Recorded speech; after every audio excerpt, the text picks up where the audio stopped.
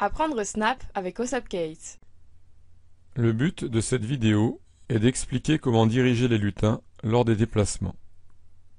Pour cela, on dispose du bloc Se diriger en faisant un angle de la catégorie Mouvement. Il propose par défaut 4 directions, à droite, à gauche, vers le haut, vers le bas. Les valeurs indiquées correspondent à l'orientation choisie, exprimée en degrés. L'orientation du rapporteur est toujours la même.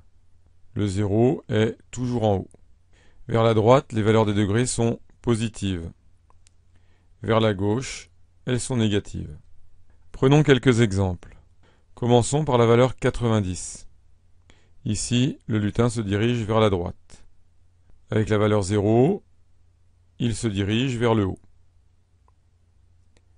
Avec une valeur à moins 90, il va se diriger vers la gauche. Mais on peut aussi mettre la valeur que l'on souhaite. Par exemple, la valeur moins 45. Même les valeurs décimales sont acceptées.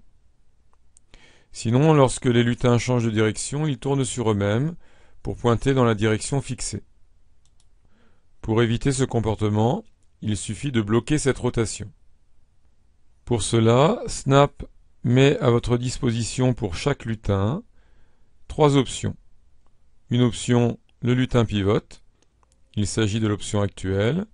L'option, le lutin reste en position horizontale, mais il peut se tourner à droite ou à gauche.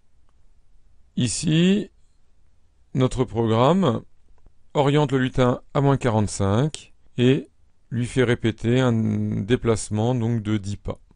Si on exécute ce programme, avec l'option le lutin pivote, celui-ci pivote effectivement.